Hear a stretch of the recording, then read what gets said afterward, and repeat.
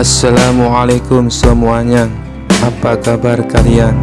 Semoga dalam keadaan sehat dan dilancarkan rezekinya oleh Allah. Amin ya robbal alamin. Dikisahkan pada suatu hari Raja Harun al-Rasyid sedang duduk di singgasana. Tiba-tiba muncul sebuah ide iseng melintas di pikirannya. Ia ingin menguji kecerdikan Abu Nawas sekali lagi. Raja memanggil Abu Nawas ke istana. "Abu Nawas, aku punya tugas istimewa untukmu," kata Raja sambil tersenyum penuh misteri. Abu Nawas yang sudah curiga dengan nada suara Raja bertanya, "Apa tugas itu, Baginda?" Raja menjawab, "Aku ingin kau membangun sebuah masjid megah untukku. Tapi ingat, kau hanya punya waktu 1 malam. Jika gagal, kau akan dihukum berat." Abu Nawas menggaruk-garuk kepala. "Baginda, apakah tidak ada tugas yang lebih mudah? Mungkin seperti membuat teh." Raja tertawa, "Tidak, ini perintahku. Mulailah malam ini." Setelah menerima perintah itu, Abu Nawas pulang dengan santai. Warga yang mendengar tugas itu mulai heboh. "Abu Nawas pasti tidak akan bisa menyelesaikannya," kata mereka. Namun, Abu Nawas tetap tenang. Malam harinya, ia membawa beberapa perkakas sederhana dan mendirikan sebuah tenda kecil di lapangan. Lalu, ia memasang papan besar di depan tenda itu bertuliskan, "Pendaftaran wakaf untuk masjid kerajaan. Donasi Anda adalah amal jariah." Keesokan paginya, Raja datang untuk melihat hasil kerja Abu Nawas. Namun yang ia temui hanyalah tenda kecil dengan papan pengumuman. Raja berteriak, "Abu Nawas, mana masjidku?" Abu Nawas keluar dari tenda dengan santai. "Baginda, masjid ini sedang dalam tahap awal pembangunan. Saya sudah memulai dengan langkah pertama, yaitu mengumpulkan dana dari warga." Raja terkejut, "Apa maksudmu? Aku ingin masjid ini selesai dalam semalam." Abu Nawas tersenyum licik. "Baginda, membangun masjid butuh banyak waktu dan biaya. Dalam semalam saya hanya bisa memulai prosesnya. Tapi jangan khawatir, jika Baginda menyumbangkan semua harta di istana, masjid ini bisa selesai lebih cepat." Raja terdiam, ia tidak menyangka akan ditarik untuk ikut berdonasi. Para menteri yang mendengar itu mulai tertawa terbahak-bahak. Raja akhirnya berkata, "Abu Nawas, kau memang cerdik. Kali ini aku mengampunimu. Tapi ingat, jangan coba-coba memanfaatkan ide ini untuk hal yang lain." Abu Nawas memungkuk hormat, "Tentu Baginda. Segala tugas dari Baginda selalu saya selesaikan dengan sepenuh hati." Kisah selanjutnya. Suatu hari, Raja Harun al-Rasyid sedang berbincang dengan para penasehatnya. Mereka berbincang tentang kiamat dan bagaimana gambaran akhir dunia menurut kepercayaan masing-masing. Tiba-tiba Raja mendapat ide usil dan memanggil Abu Nawas. "Abu Nawas," panggil Raja. "Ya Baginda, ada perintah apa kali ini?" jawab Abu Nawas dengan nada waspada. Raja tersenyum licik. "Aku ingin kau melakukan sesuatu yang sangat penting dan unik. Lukislah kiamat untukku. Gambarkan bagaimana dunia ini akan hancur." Abu Nawas terkejut. "Melukis kiamat, Baginda? Itu tugas yang luar biasa sulit. Bagaimana aku bisa menggambarkan sesuatu yang belum pernah kulihat?" Raja tertawa. "Itu urusanmu. Kau punya waktu 3 hari. Jika gagal, kau akan dihukum." Abu Nawas pulang dengan pikiran berkecamuk. "Bagaimana aku melukis kiamat? Aku bahkan belum pernah melihatnya," gumamnya. Tapi seperti biasa, Abu Nawas tidak mau menyerah begitu saja. Ia mengambil kanvas, kuas, dan cat. Sepanjang hari, ia hanya duduk termenung sambil menatap kanvas kosong. Pada hari kedua, Abu Nawas mulai mengerjakan lukisan kiamat. Ia mencoret-coret kanvas dengan sembarangan. Garis-garis zigzag, lingkaran yang tak beraturan, dan percikan cat di mana-mana. Hasilnya, lukisan itu lebih mirip coretan anak kecil yang bermain cat. Tetangga yang melihat bertanya, "Abu Nawas, apa itu? Apa ini gambaran kiamat?" Abu Nawas tersenyum. "Tentu saja, bukankah kiamat pasti penuh kekacauan? Ini sangat akurat." Tibalah hari ketiga. Abu Nawas membawa kanvas ke istana. Raja dan seluruh pejabat istana sudah berkumpul, penasaran dengan hasil karya Abu Nawas. Raja berkata, "Abu Nawas, tunjukkanlah kepada kami lukisan kiamatmu." Dengan percaya diri, Abu Nawas membuka kain penutup kanvas. Semua orang tercengang melihat lukisan itu. Warnanya berantakan, tak ada bentuk yang jelas dan penuh coretan. Raja mencoba menahan tawa. "Apa ini, Abu Nawas? Apakah ini yang kau sebut lukisan kiamat?" Abu Nawas menjawab dengan tenang, "Ya Baginda, kiamat itu adalah kehancuran, kekacauan, dan ketidakjelasan. Lukisan ini mencerminkan semua itu. Bukankah ini sangat akurat?" Raja tertawa terbahak-bahak. "Kau benar-benar pintar, Abu Nawas. Aku tak bisa membantah logikamu. Baiklah, aku terima lukisan ini." Abu Nawas pulang dengan hadiah dari raja. Sementara para pejabat istana masih terpingkal-pingkal membayangkan kiamat versi Abu Nawas. Dan begitulah Abu Nawas kembali membuktikan kecerdasannya dalam menghadapi perintah yang tampaknya mustahil. Kisah selanjutnya. Suatu hari, raja ingin mencari hiburan dan memutuskan untuk memancing. Ia memanggil Abu Nawas untuk menemaninya. "Abu Nawas, hari ini kita akan pergi memancing di sungai," kata raja dengan semangat. Abu Nawas sedikit bingung, mengingat sudah lama tak turun hujan, dan sungai-sungai di daerah itu menjadi kering. Tetapi ia tidak berani menolak perintah raja, hanya tersenyum sambil mengikuti keinginan baginda raja. Sesampainya di tepi sungai, raja terkejut melihat sungai itu kering kerontang, hanya menyisakan beberapa batuan dan lumpur. Namun tak ingin terlihat salah, raja berpura-pura tetap tenang dan bersikap seperti biasa. "Baiklah, Abu Nawas, kita mulai memancing di sini." Abu Nawas yang sudah ingin tertawa menahan dirinya. Ia kemudian berkata dengan nada serius, "Baginda, ikan-ikan di sini sangat pemalu. Kita harus memberi mereka umpan yang istimewa." Raja yang mulai bingung namun tak ingin terlihat kalah menjawab, "Kalau begitu, bawa umpan apa saja asal kita dapat ikan." Abu Nawas pun mencari-cari sesuatu, lalu meletakkan sebuah batu besar di ujung pancing raja. "Ini umpan terbaik, Baginda. Ikan-ikan di sungai ini sangat menyukai batu." Raja mulai mengangkat alis. Ikan yang menyukai batu. Tapi karena gengsi, ia tetap melanjutkan memancing sambil duduk penuh kesabaran, melemparkan pancingan berbatu ke sungai yang kering kerontang itu. Setelah beberapa saat, raja merasa aneh karena tak ada tanda-tanda ikan. "Abu Nawas, kemana ikannya? Aku tak merasakan tarikan sedikit pun." Abu Nawas menentawanya lagi dan berkata dengan wajah serius, "Baginda, saya rasa ikan-ikan di sungai ini sedang pergi piknik ke sungai sebelah. Maklum, air di sini sudah kering." Raja terdiam sejenak, lalu tersenyum menyadari kekonyolannya sendiri. Ia mulai tertawa keras sambil memukul-mukul punggung Abu Nawas. "Abu Nawas, kau sungguh pintar menghiburku. Lain kali kita pastikan sungainya penuh air dulu ya." Abu Nawas mengangguk sambil tersenyum. Dalam hati ia merasa lega karena berhasil membuat raja tertawa dengan pertolongan memancing yang tak akan pernah terlupakan. Kisah selanjutnya. Suatu hari, raja yang terkenal sering memberi perintah aneh-aneh memanggil Abu Nawas ke istana. Dengan senyum penuh tipu muslihat, raja berkata, "Abu Nawas, aku punya tugas penting untukmu."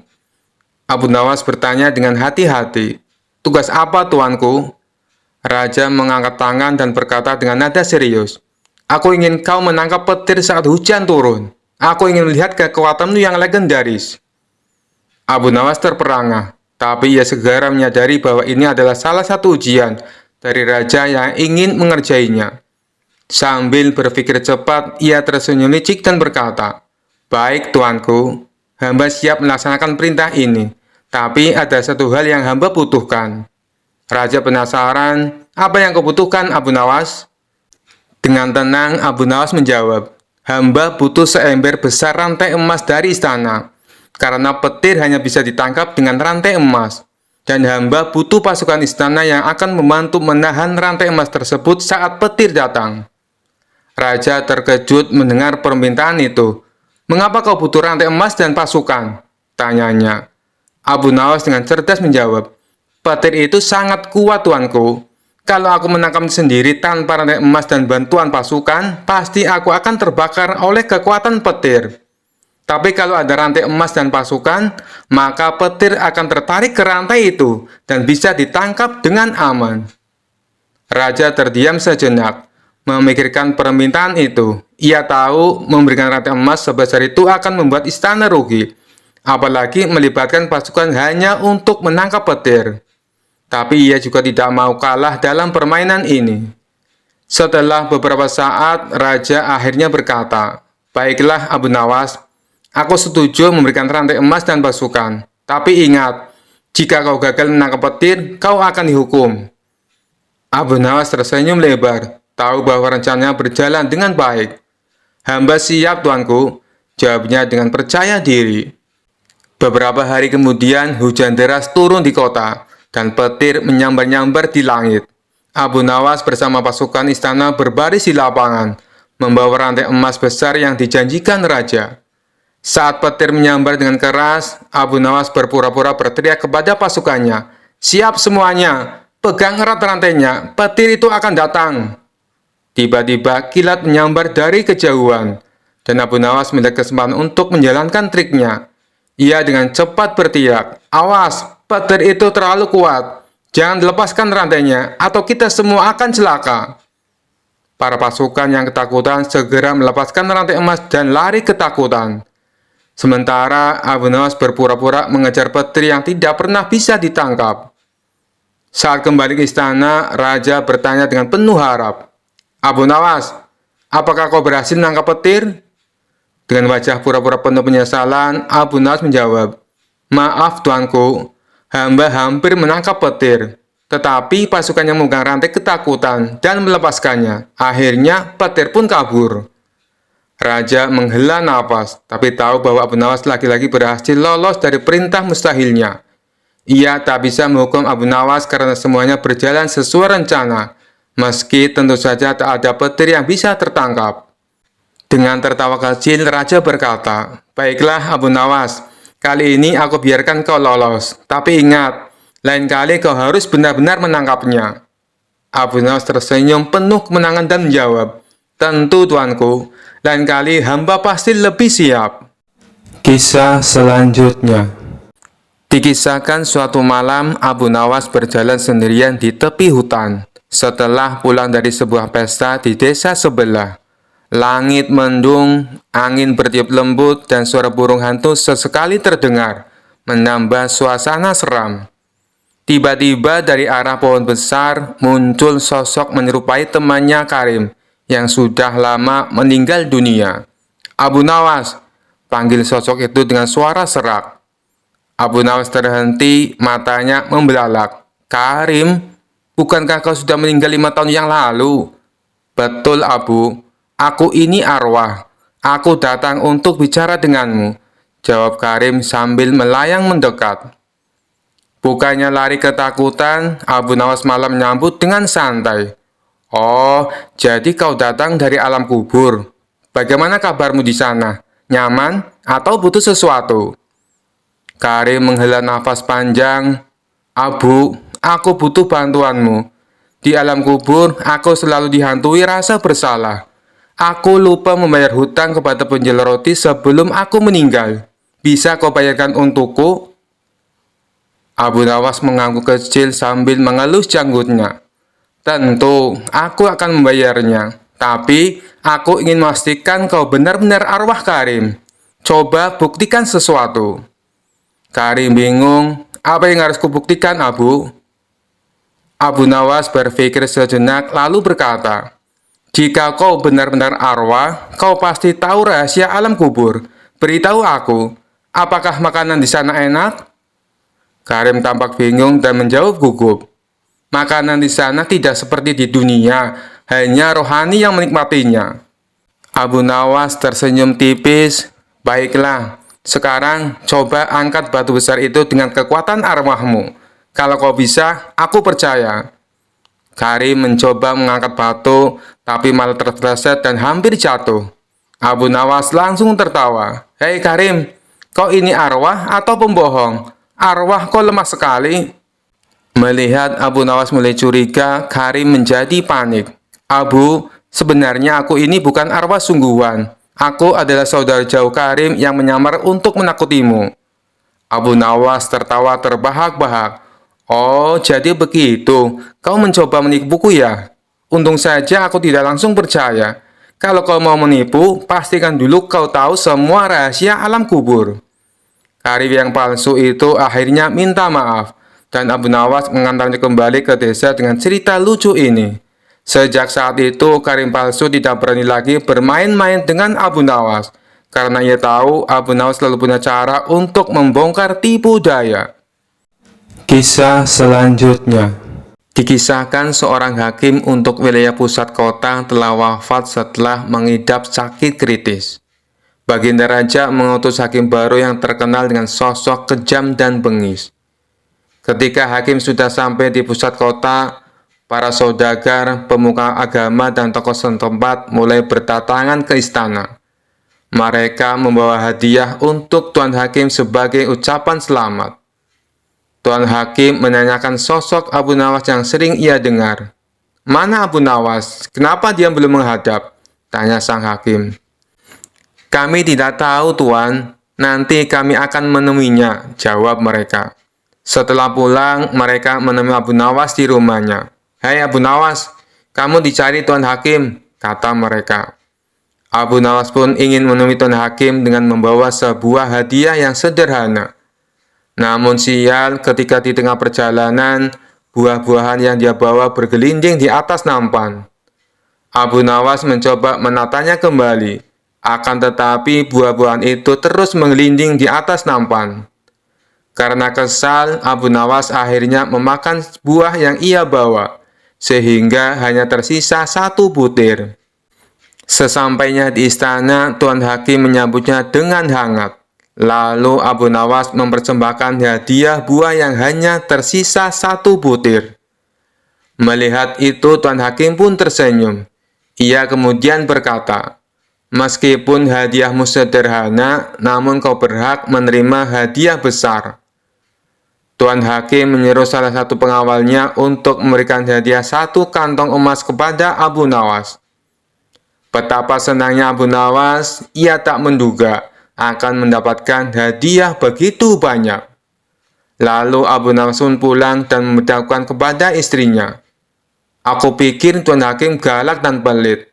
Ternyata ia sangat baik dan dermawan, puji Abu Nawas.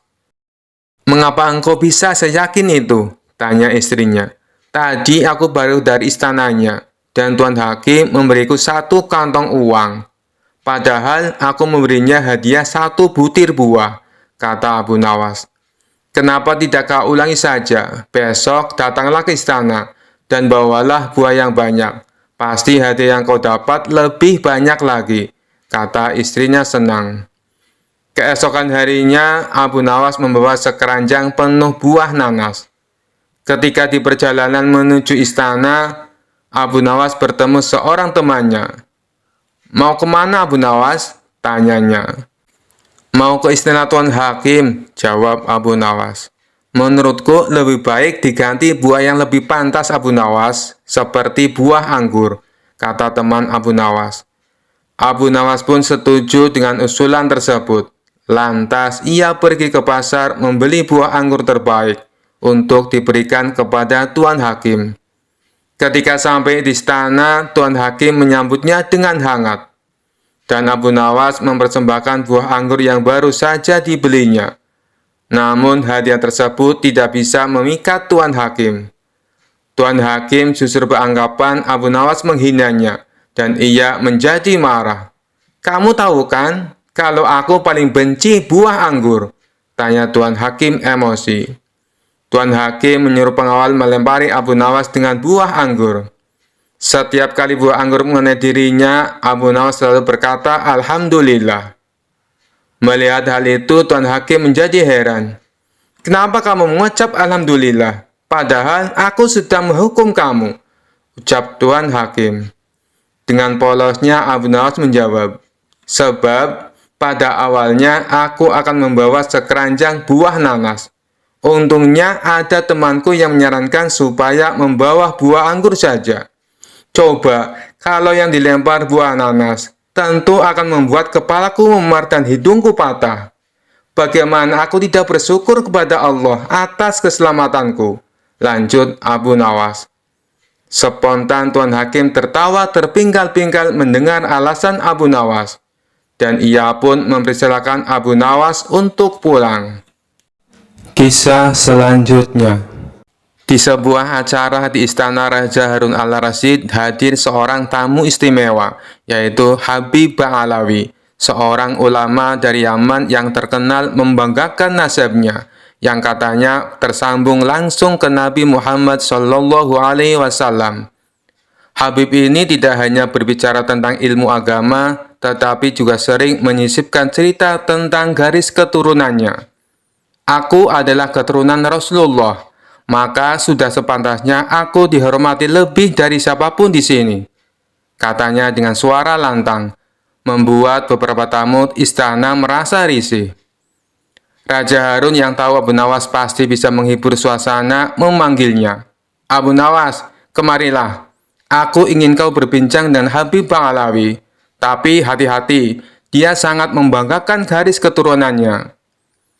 Abu Nawas dengan senyum tipisnya segera menghampiri Habib Ba'alawi. Tuan Habib, sungguh mulia nasab Anda yang tersambung langsung ke Nabi. Saya ini hanya rakyat biasa. Tapi bolehkah saya bertanya? Silakan Abu Nawas, jawab Habib dengan nada tinggi, merasa posisinya lebih tinggi. Abu Nawas memulai dengan nada polos. Tuan Habib, karena nasab Anda sangat mulia, saya penasaran. Apakah kemuliaan itu otomatis membuat Anda bebas dari dosa? Habib Ba'alawi menjawab dengan yakin, tentu saja tidak. Tapi keturunan Nabi memiliki tanggung jawab besar untuk menjaga martabat dan kehormatan. Luar biasa, kata Abu Nawas sambil mengangguk-angguk. Berarti jika Anda melakukan kesalahan, kesalahan itu tidak bisa disalahkan pada Nabi kan? Tentu saja tidak, jawab tegas sang Habib. Kalau begitu Tuan Habib, lanjut Abu Nawas dengan senyum lecek. Mengapa Anda terus-menerus membanggakan nasab Anda? Bukankah yang penting itu amal perbuatan, bukan asal keturunan? Para tamu istana langsung menahan tawa. Sang Habib mulai gugup, tetapi mencoba mempertahankan wibawanya. Habib Ba'alawi menjawab dengan nada tinggi, nasabku adalah kehormatan yang harus dijaga.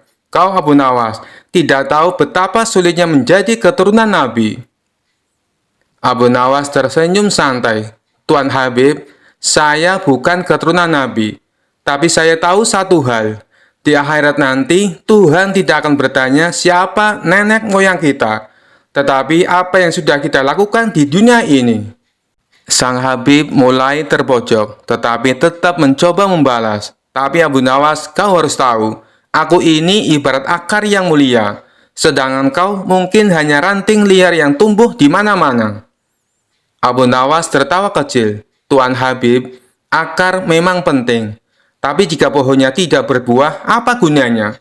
Sedangkan ranting liar seperti saya, meskipun kecil, kadang bisa memberi buah yang manis. Raja Harun al-Rasyid langsung tertawa terbahak-bahak mendengar jawaban Abu Nawas. Para tamu pun ikut tertawa, sementara wajah Habib mulai memerah karena malu. Melihat suasana semakin panas, Abu Nawas menambahkan, Tuan Habib, jangan marah.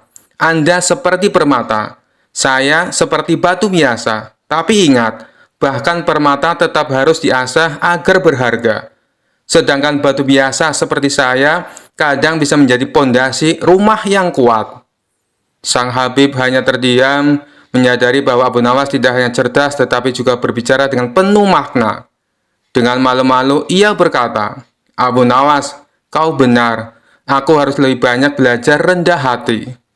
Abu Nawas tersenyum. Tuan Habib, kita semua belajar. Saya pun belajar dari Anda. Tapi jangan terlalu sering bicara tentang nasab, karena Tuhan menilai dari hati, bukan dari silsilah. Raja Harun tertawa puas. Abu Nawas, kau telah menyelamatkan acara ini dari kebosanan. Habib, anggap ini pelajaran berharga. Sejak itu, Habib Ba'alawi lebih berhati-hati dalam membanggakan nasabnya. Sementara Abu Nawas kembali menjadi pahlawan cerdik istana yang dihormati semua orang. Kisah selanjutnya. Pada suatu hari yang cerah, Abu Nawas sedang berjalan di pasar.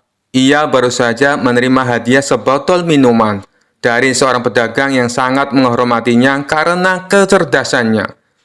Botol itu terlihat sangat indah, berisi cairan berwarna merah muda yang berkilauan di bawah sinar matahari. Abu Nawas yang penasaran sambil tersenyum berkata pada dirinya sendiri, "Minuman ini terlihat sangat menggoda. Apa salahnya mencicipinya sedikit?" Tanpa berpikir panjang, ia pun membuka tutup botol dan meneguk isinya. Tak lama setelah itu, Abu Nawas merasakan kepalanya mulai pusing. Pandangannya kabur dan ia mulai berjalan sempoyongan. "Aduh, kenapa ini? Kenapa kepalaku terasa berat?" gumamnya.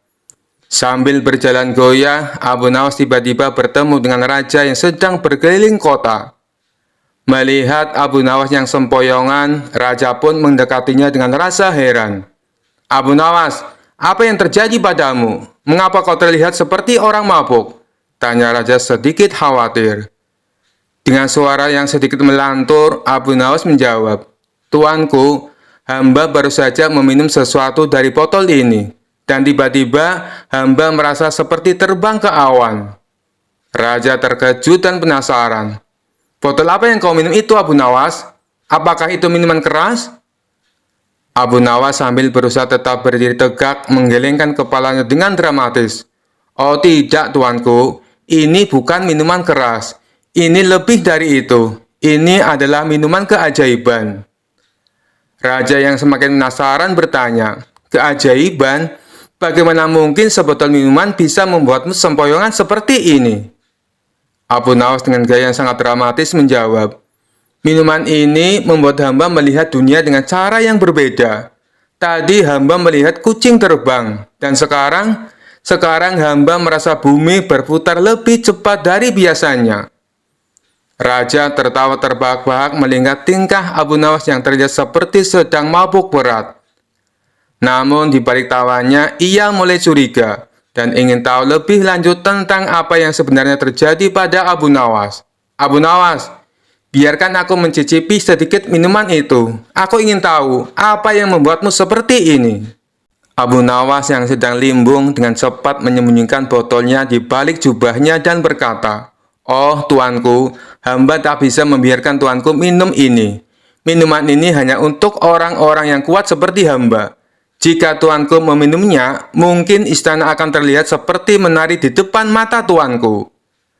Raja semakin tertawa keras mendengar lelucon Abu Nawas, tetapi ia tetap penasaran. "Baiklah Abu Nawas, katakan padaku, apa sebenarnya minuman ini?"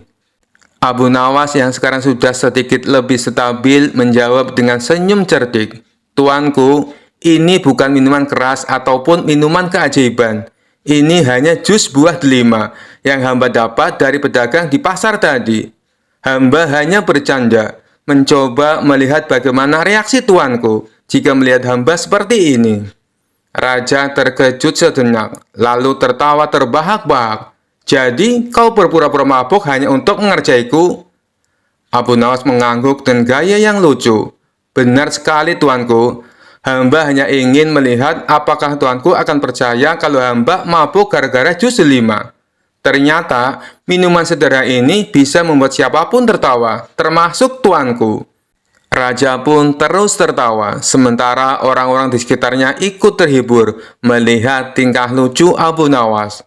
Seperti biasa, Abu Nawas berhasil membuat suasana riang dan menghibur raja dengan kecerdasannya yang penuh humor. Kisah selanjutnya. Seluruh pegawai istana diberitahu untuk kumpul di istana oleh Baginda Raja bersama para menteri. Setelah semua bawahannya itu berkumpul, Baginda Raja lalu menyampaikan maksudnya. Kalian semua aku undang ke sini karena ada beberapa hal yang ingin aku sampaikan. Yang pertama, aku ucapkan terima kasih kepada kalian. Karena selama ini kalian telah bekerja keras ikut membantu mengurus negeri yang kita cintai ini, kata Baginda Raja. Yang kedua, hari ini adalah hari jadi negeri kita.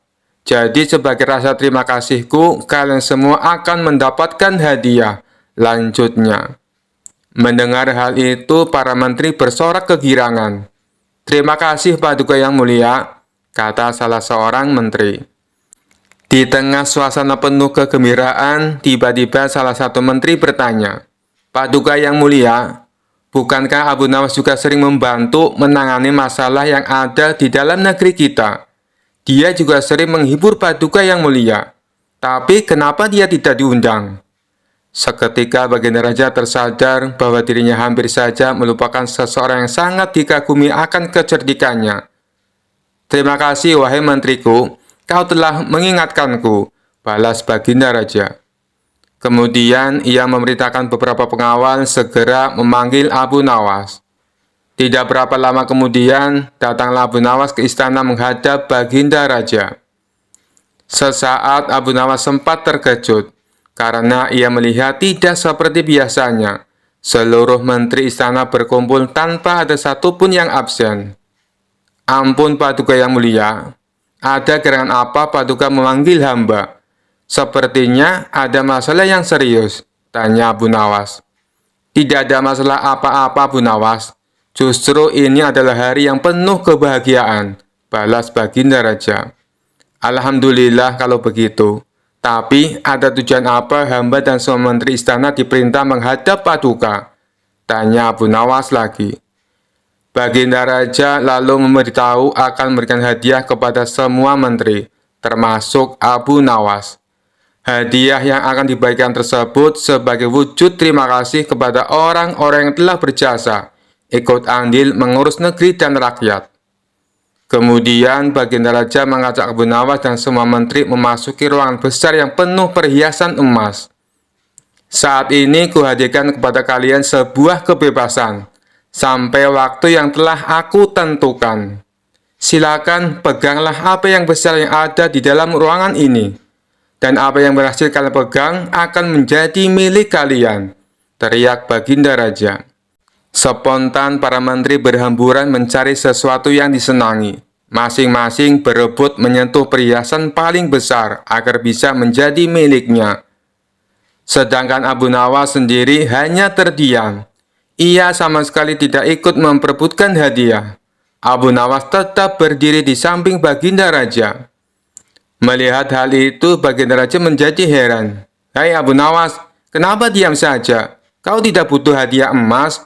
Tanya Baginda Raja. Ditanya seperti itu, Abu Nawas justru cengengesan sambil terus menatap Baginda Raja. Tanpa diduga dari belakang, Abu Nawas memeluk Baginda Raja sangat erat. Hai Abu Nawas, apa-apaan ini? Apa yang kau lakukan? Teriak Baginda Raja kesakitan. Baginda Raja berusaha berontak, namun Abu Nawas makin erat memeluknya, hingga tidak berdaya melakukan sesuatu. Abu Nawas, kau sudah gila ya? Lepaskan aku! Teriak Baginda Raja lagi. Kali ini Baginda Raja berontak sekuat tenaga. Akhirnya Abu Nawas terpental jatuh. Ketika Abu Nawas hendak berdiri dan beranjak, Baginda Raja mengumumkan bahwa waktu yang ditentukan telah habis. Dari seluruh menteri terlihat masing-masing memegang beberapa perhiasan emas yang berhasil didapatkan. Emas yang ada di tangan kalian sepenuhnya adalah milik kalian. Silakan dibawa pulang, kata Baginda Raja. Maka satu persatu menteri mohon diri pamit pulang. Begitu juga dengan Abu Nawas. Ia mohon pamit kepada Baginda Raja. Tunggu Abu Nawas, jangan pulang dulu. Aku masih ada urusan dengan kau, ucap Baginda Raja. Baginda Raja lalu menanyakan kepada Abu Nawas perihal tingkah anehnya yang tiba-tiba memeluk dirinya. Maaf Paduka Yang Mulia, semua menteri Paduka adalah orang-orang bodoh. Mereka lebih memilih beberapa harta Paduka. Padahal jika mereka memilih Paduka, niscaya mereka akan memiliki semua harta itu, ucap Abu Nawas. Aku melihat semua harta Paduka sangat aku sukai, hingga rasanya sayang sekali jika aku hanya memilih salah satunya. Maka aku memeluk Paduka yang mulia, agar Paduka menjadi milikku, dan aku bisa memiliki semuanya. Imbuhnya menjelaskan. Maksudmu bagaimana, Abu Nawas?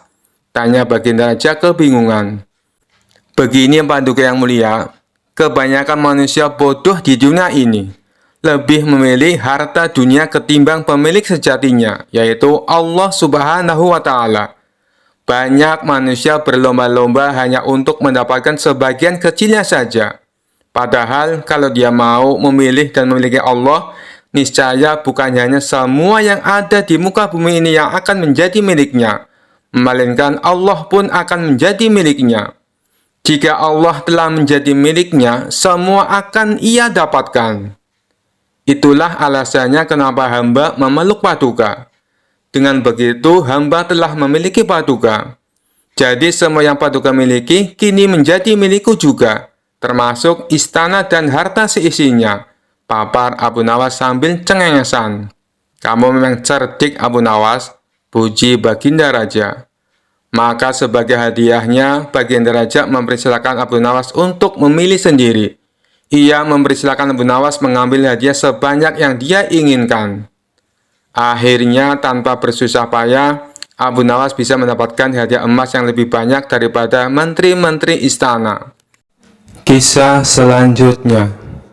Dikisahkan Abu Nawas kerap kali mendapat hadiah berupa pundi-pundi uang yang banyak dari Baginda Raja, karena selalu berhasil memecahkan kasus-kasus yang rumit. Rupanya hal ini mengundang rasa iri dengki oleh sebagian hakim istana yang berjumlah 5 orang. Mereka beralasan bahwa menangani kasus sudah jadi pekerjaan para hakim, bukan tugasnya Abu Nawas. Kelima hakim tersebut lalu berkumpul untuk membahas masalah ini. Enak saja Abu Nawas, dia mendapat hadiah yang seharusnya jadi milik kita, kata salah satu dari mereka. Benar, ini tak boleh dibiarkan. Ayo, kita ajukan protes kepada Baginda Raja, sahut yang lainnya. Maka kelima hakim ini menghadap Baginda Raja dan menyatakan keberatannya.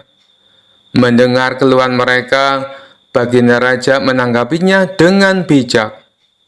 Kalian kan sudah mendapat gaji tiap bulannya, sedangkan Abu Nawas tidak mendapatkan. Jadi, wajar kalau aku memberinya hadiah. Itu sebagai rasa terima kasih, karena telah membantu menyelesaikan masalah, tutur Baginda Raja. Tapi itu kan seharusnya sudah menjadi tugas kami. Kenapa Paduka berikan kepada Abu Nawas? Protes salah satu hakim. Saya tahu kalian orang pintar dan berpendidikan, tapi kasus yang aku percayakan pada Abu Nawas butuh kecerdasan dan kebijaksanaan, terang Baginda Raja. Soal kebijaksanaan, kami juga bisa, Paduka yang mulia, ujar mereka. Karena mereka bersikukuh dengan pendiriannya, akhirnya Baginda Raja membuat sebuah tantangan. Baiklah, akan saya uji kalian dengan kasus yang sederhana. Jika kalian bisa memecahkannya, saya tidak akan lagi meminta bantuan Abu Nawas, kata Baginda Raja. Kemudian Baginda Raja perintahkan pelayan untuk membawakan papan tulis. Lalu di papan tulis tersebut Baginda Raja menggambar garis dengan panjang 100 cm. Sekarang, masing-masing dari kalian maju dan perpendek garis ini, perintah Baginda Raja. Hakim pertama maju ke depan. Ia menghapus 20 cm dari garis itu, dan kini menjadi 80 cm. Selanjutnya, Baginda Raja mempersilakan hakim kedua untuk melakukan hal yang sama. Ia pun menghapus garis sepanjang 20 cm, dan garis tersebut kini menjadi 60 cm. Hakim ketiga dan hakim keempat pun maju ke depan, Mereka berdua melakukan hal yang sama, hingga garis itu tinggal 20 cm. Tibalah giliran hakim yang kelima. Ia terlihat kebingungan, tak tahu harus bagaimana. Kemudian baginda raja bertanya, "Apakah engkau akan melakukan hal yang sama seperti kawanmu? Kalau demikian, garisnya akan hilang. Padahal yang aku minta perpendek garisnya, bukan menghilangkan garisnya. Tapi kalau hanya menghapus 10 cm, berarti kau telah berbuat tidak adil. Karena keempat kawanmu menghapus 20 cm. Lalu, bagaimana caramu memecahkan masalah ini? Kalau engkau kebingungan, silakan kamu tanya pada keempat kawanmu," ujar baginda raja. Kelima hakim tersebut mulai berpikir keras untuk mencari solusinya. Setelah sekian lama berpikir, mereka tak kunjung mendapatkan jawaban. "Ampun Paduka yang mulia, kami tidak tahu cara memecahkan masalah ini," kata mereka. "Baiklah, kalau kalian sudah menyerah, maka aku akan panggil Abu Nawas kemari." Singkat cerita, datanglah Abu Nawas. Ia lalu diperintah baginda raja untuk menyelesaikan masalah yang diberikan kepada 5 hakim tersebut. Tanpa pikir panjang, Abu Nawas langsung melaksanakan perintah baginda raja. Ia tidak menghapus garis yang tersisa 20 cm. Akan tetapi, ia menggambar garis yang baru, yang panjangnya 120 cm. Garis tersebut lebih panjang daripada garis yang pertama yang dibuat oleh baginda raja. Setelah Abu Nawas selesai dengan tugasnya, baginda raja lalu berkata kepada mereka, "Kalian lihat sendiri kan, bagaimana cara Abu Nawas menyelesaikan masalah untuk membuat garis menjadi pendek. Kalian tak perlu menghapusnya, cukup membuat garis baru yang lebih panjang. Maka garis pertama akan menjadi lebih pendek dengan sendirinya." Mendengar hal itu, kelima hakim tersebut menyadari akan kekeliruannya dan mengakui kecerdasan Abu Nawas akan sifat bijaknya dalam menyelesaikan sebuah masalah. Kisah selanjutnya. Suatu hari, raja yang terkenal suka menguji kecerdasan Abu Nawas tiba-tiba terpikirkan sesuatu. Ia sedang duduk di taman istana, terganggu oleh nyamuk-nyamuk yang terus mengerubutinya. Dengan wajah sebal, ia memanggil Abu Nawas ke istana. Saat Abu Nawas tiba, raja langsung berkata dengan nada kesal, "Abu Nawas, kau yang terkenal pintar dan bijaksana, coba jelaskan padaku, untuk apa Tuhan menciptakan nyamuk? Apa gunanya makhluk kecil yang hanya bisa membuat kita gatal dan kesal?" Abu Nawas tersenyum mendengar pertanyaan sang raja. Ia tahu ini adalah tantangan yang menarik, tapi juga tahu bahwa betapa jengkel raja pada nyamuk-nyamuk itu. Sambil memandang raja dengan santai, Abu Nawas menjawab, "Tuanku, pertanyaanmu sangat menarik. Izinkan hamba menjawabnya dengan cara yang berbeda." Raja yang penasaran mengangguk dan memberi isyarat agar Abu Nawas melanjutkan. "Pertama-tama," kata Abu Nawas, "Tuhan menciptakan segala sesuatu di dunia ini dengan tujuan tertentu. Tapi izinkan hamba bertanya balik, mengapa tuanku terlihat sangat terganggu oleh nyamuk?" Raja langsung menjawab dengan nada kesal, "Karena mereka membuatku gatal dan tidak nyaman. Mereka terus menggigitku." Abu Nawas tertawa kecil dan berkata, "Nah, itu dia tuanku. Ternyata nyamuk diciptakan untuk mengingatkan kita bahwa bahkan seorang raja yang paling kuat dan berkuasa pun bisa dikalahkan oleh makhluk sekecil nyamuk. Bayangkan, tuanku memiliki pasukan besar, istana megah, dan segala kekayaan. Tapi hanya seekor nyamuk kecil bisa membuat tuanku kesal." Raja terdiam sejenak merenungkan kata-kata Abu Nawas. "Jadi menurutmu nyamuk ada untuk merendahkan kesombongan kita?"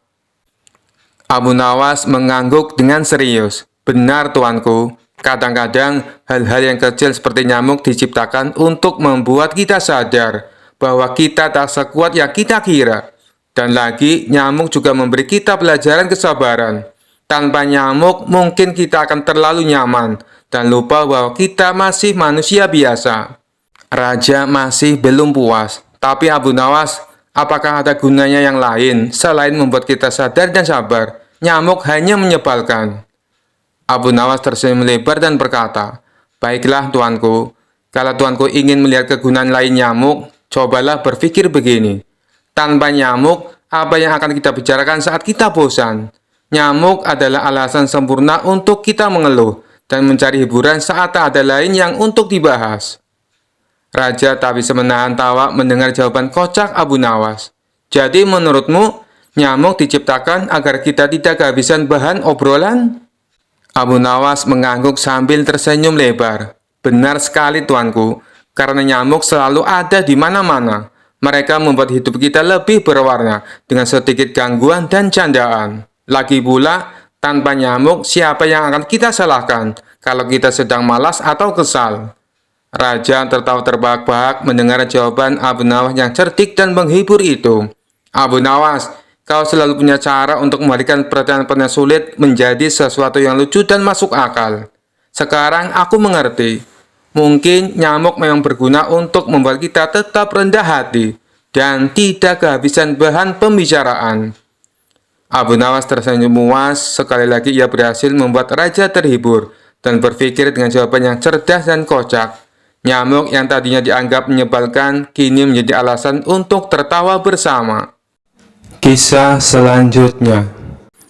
Dikisahkan pada suatu hari di pasar kota tersebar kabar bahwa ada seorang ulama yang baru saja datang dan mengaku memiliki karomah luar biasa. Ia mengklaim bahwa dirinya mampu melakukan mi'raj perjalanan ke langit sebanyak 70 kali dalam sehari. Kabar ini membuat warga penasaran, termasuk Abu Nawas yang terkenal gemar menantang logika aneh. "Benarkah ada orang yang bisa mi'raj 70 kali dalam sehari?" gumam Abu Nawas. Ia pun memutuskan untuk menemui ulama tersebut di masjid tempat ia biasa berceramah. Abu Nawas datang tepat saat ulama itu sedang menyampaikan ceramahnya. Dengan lantang ulama itu berkata, "Aku telah diberi keistimewaan oleh Allah. Setiap hari aku bisa melakukan mi'raj hingga 70 kali. Apakah kalian percaya?" Para pendengar yang sebagian besar terkesima mengangguk-angguk. Namun Abu Nawas mengangkat tangan. "Maaf wahai tuan ulama, bolehkah saya bertanya?" Ulama itu tersenyum percaya diri. "Silakan wahai saudara, pertanyaan apapun akan kujawab dengan keikhlasan." Abu Nawas berdiri. "Baik, jika Tuhan melakukan mi'raj sebanyak 70 kali dalam sehari, berapa lama waktu yang Tuhan habiskan untuk satu kali perjalanan naik dan turun?" Ulama itu terdiam sejenak. "Kira-kira 5 menit untuk naik dan 5 menit untuk turun." Abu Nawas mengangguk. "Jadi, total waktu untuk satu kali mi'raj adalah 10 menit. Jika Tuhan melakukan 70 kali, berarti membutuhkan waktu 700 menit. Apakah benar begitu?" Ulama itu mulai merasa gugup. "Ya, benar." Abu Nawas tersenyum tipis. "Kalau begitu, mari kita hitung. Dalam sehari ada 1440 menit. Jika Tuhan menghabiskan 700 menit untuk mi'raj, sisa waktu Tuhan ada 740 menit.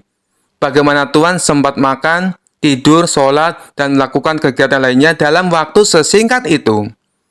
Ulama itu mulai berkeringat. "Itu karena aku diberi kemampuan khusus oleh Allah. Waktu bagiku berbeda dari waktu bagi manusia biasa." Abu Nawas tidak menyerah. "Luar biasa.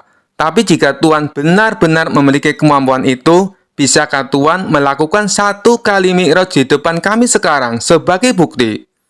Ulama itu tersenyum kaku. "Wahai saudara, karomah seperti ini tidak untuk dipertontonkan. Hanya Allah yang tahu rahasianya."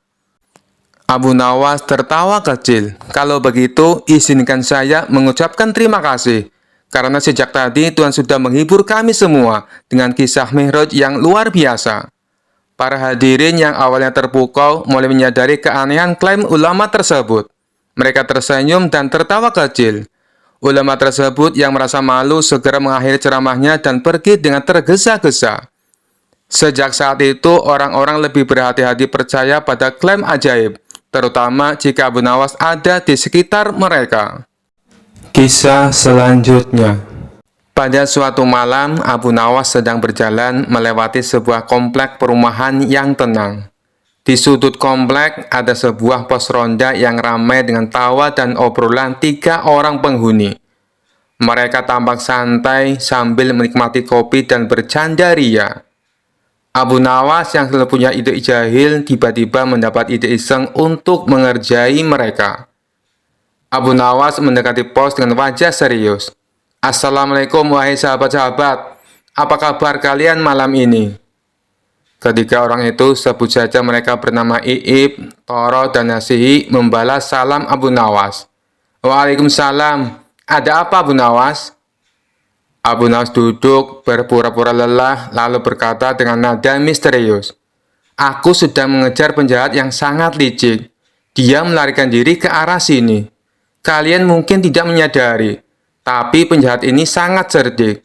Dia bisa berubah wujud menjadi apapun, bahkan menjadi orang biasa seperti kita." Ketiga orang itu terkejut. "Wah, serius? Apa yang harus kita lakukan?"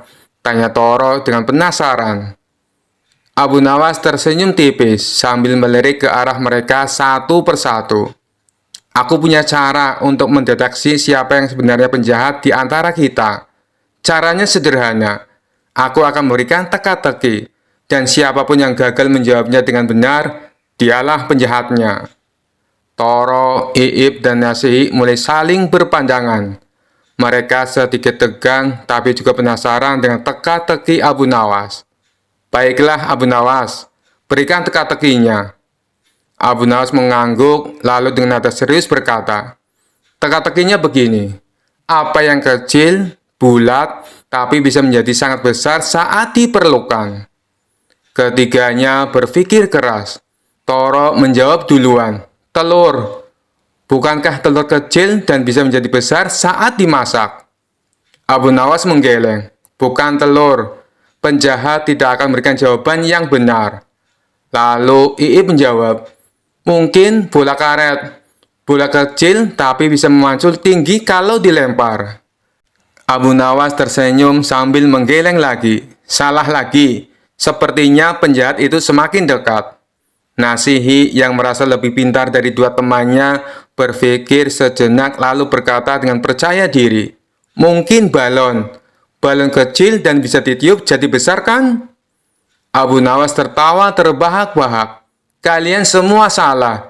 Jawabannya adalah biji pikiran yang baik. Pikiran kecil bisa menjadi besar jika terus diasah dan dipupuk. Seperti kalian sekarang, yang panik karena berpikir kalian penjahat." Ketiganya terdiam, lalu mulai menyadari mereka telah dijebak oleh Abu Nawas. Mereka saling memandang, merasa bodoh karena terpancing teka-teki konyol itu. Abu Nawas bangkit sambil menepuk pundak mereka satu persatu. "Tenang saja, kalian bukan penjahat. Tapi lain kali, jangan terlalu mudah percaya dengan seseorang yang datang membawa cerita aneh. Apalagi kalau orang itu adalah aku," katanya sambil tertawa. Ketiganya akhirnya ikut tertawa. Walaupun merasa sedikit kesal telah dikerjai, mereka tahu di tangan Abu Nawas apapun bisa menjadi candaan, bahkan sebuah teka-teki tentang penjahat. Kisah selanjutnya. Suatu hari di sebuah majelis besar, para ulama sedang membahas tentang surga dan bagaimana jalan untuk mencapainya. Semua ulama membahas dengan sangat serius, menyebutkan amalan-amalan mulia yang perlu dilakukan agar bisa masuk surga. Di tengah diskusi, tiba-tiba Abu Nawas datang, duduk di pojok, dan mendengarkan pembicaraan mereka sambil tersenyum. Salah satu ulama melihatnya dan merasa terganggu. "Abu Nawas, mengapa kau tersenyum-senyum sendiri saat kami sedang berdiskusi tentang surga? Apa kau menganggap surga itu sesuatu yang mudah didapatkan?" Abu Nawas tertawa kecil dan menjawab, "Ampun tuan-tuan yang terhormat, hamba tidak bermaksud meremehkan pembicaraan. Tapi hamba hanya berpikir, kenapa kita tidak langsung membagi-bagi surga ini sekarang? Para ulama terdiam, bingung dengan maksud Abu Nawas. Salah seorang ulama bertanya, "Apa maksudmu, Abu Nawas?" Abu Nawas tersenyum lebar. "Begini, wahai para ulama yang bijak, bukankah surga itu sangat luas, seluas langit dan bumi? Jadi kalau begitu, kita tidak perlu rebutan. Mari kita bagi-bagi surga sekarang saja. Bagian depan surga biarlah untuk para ulama yang tekun beribadah, yang tahu segala ilmu agama." Para ulama terangguk-angguk setuju. "Betul, betul," kata mereka. Lalu Abu Nawas melanjutkan, "Bagian tengahnya untuk para saudagar yang dermawan, yang rajin bersedekah dan membantu kaum miskin." Para ulama kembali mengangguk setuju. "Ya, benar sekali Abu Nawas, teruskan." Kemudian Abu Nawas berkata, "Nah, untuk bagian belakang surga cukup untukku saja. Tidak perlu besar, asalkan cukup buat duduk-duduk santai di pojokan surga."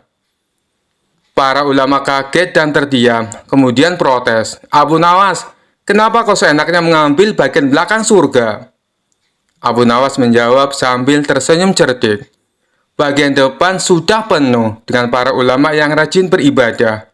Bagian tengah sudah ada saudagar yang dermawan. Saya hanya minta tempat sedikit di belakang, supaya tidak mengganggu. Lagi pula, yang penting kan saya sudah ikut masuk surga, bukan?" Para ulama pun tertawa terbahak-bahak mendengar gelecekan Abu Nawas, yang selalu berhasil mendapatkan apa yang diinginkannya tanpa berdebat panjang. Mereka menyadari kecerdasan Abu Nawas dan menghargai caranya yang selalu humoris dalam memandang hal-hal yang serius. Sejak saat itu, setiap kali mereka berbicara tentang surga, para ulama selalu teringat pada Abu Nawas dan cara uniknya meminta tempat di surga. Kisah selanjutnya. Pada suatu pagi, Raja Harun al-Rasyid sedang bosan. Untuk menghibur dirinya, ia memanggil Abu Nawas ke istana. "Abu Nawas, kau selalu punya cara untuk membuatku terhibur. Kali ini aku ingin melakukan sesuatu yang berbeda. Bagaimana kalau kau menjadi raja selama sehari?" Abu Nawas terkejut sekaligus curiga. "Menjadi raja, Baginda? Hanya sehari?" Raja tersenyum licik. "Ya, hanya sehari. Tapi ingat, selama kau menjadi raja, kau harus menjalankan tugas dan menghadapi semua masalah kerajaan. Apakah kau berani?" Abu Nawas berpikir sejenak, lalu tersenyum. "Tentu saja, Baginda. Ini akan menjadi pengalaman yang menarik." Esok harinya, Abu Nawas resmi menjadi raja sehari. Ia duduk di singgasana menggunakan jubah kebesaran raja, lengkap dengan mahkota. Para pejabat istana pun menyambutnya dengan formalitas yang megah. Tak lama datanglah seorang rakyat mengadu, "Wahai Raja Abu Nawas, tetangga saya mencuri kambing, mohon keadilan," kata si pengadu. Abu Nawas mengangguk dengan bijak. "Tenang, aku akan mengadili masalah ini." Ia memanggil tetangga yang dituduh mencuri. Setelah mendengar kedua pihak berbicara, Abu Nawas berkata, "Baiklah, kambing ini akan kubawa pulang dulu untuk dipelajari lebih lanjut sifatnya. Jika kambing itu lebih menyukai salah satu dari kalian, berarti dia pemiliknya." Semua orang bingung, tapi Abu Nawas segera membawa kambing itu pulang dan menyimpannya di dapur istana. Lalu datang seorang menteri dengan wajah marah. "Wahai Raja Abu Nawas, rakyat di daerahku menolak membayar pajak. Apa yang harus kulakukan?" Abu Nawas berpikir sebentar, kemudian berkata, "Mudah saja, naikkan pajak mereka 2 kali lipat." Si menteri terkejut. "Apa? Bukankah itu akan membuat mereka semakin marah?" Abu Nawas menjawab, "Kalau begitu, mereka akan datang langsung ke istana untuk mengadu. Nanti aku sendiri yang akan menyelesaikannya. Jadi kau tak perlu repot-repot lagi." Menteri itu pulang dengan bingung, sementara Abu Nawas tertawa dalam hati. Sebagai raja, Abu Nawas juga harus menghadiri jamuan makan siang bersama para bangsawan. Namun, ia memanfaatkan kesempatan ini untuk memakan semua hidangan yang enak, yang biasanya hanya dinikmati oleh raja. Ketika para bangsawan bertanya tentang kebijakan pemerintah, Abu Nawas hanya menjawab, "Makan dulu, urusan kebijakan belakangan." Para bangsawan hanya bisa mengangguk, meskipun mereka merasa heran dengan gaya kepemimpinan Abu Nawas. Menjelang malam, Raja Harun al-Rasyid kembali ke istana untuk melihat bagaimana Abu Nawas menjalankan tugasnya. "Abu Nawas, bagaimana rasanya menjadi raja sehari?" tanya raja sambil tersenyum. Abu Nawas dengan wajah serius menjawab, "Baginda, menjadi raja itu sungguh melelahkan. Saya harus memakan hidangan mewah, menyelesaikan masalah pelik, dan bahkan membawa pulang kambing rakyat. Sungguh berat tugas ini." Raja tertawa terbahak-bahak. "Kau memang pandai bersiasat, Abu Nawas. Tapi ingat, kau harus mengembalikan kambing itu." Abu Nawas tersenyum licik. "Tentu saja, Baginda. Tapi izinkan saya menikmatinya semalam saja, agar saya benar-benar merasa seperti raja sejati." Semua orang di istana pun tertawa. Sementara Abu Nawas pulang dengan membawa kambing titipan yang lezat untuk jamuan di rumahnya. Dan begitulah Abu Nawas membuktikan bahwa menjadi raja sehari bisa menjadi pengalaman yang penuh kelucuan dan kepintaran. Sekian dulu perjumpaan kita kali ini. Sampai bertemu lagi di kisah-kisah selanjutnya. Terima kasih yang sudah subscribe dan setia menonton channel ini. Wassalamualaikum warahmatullahi wabarakatuh.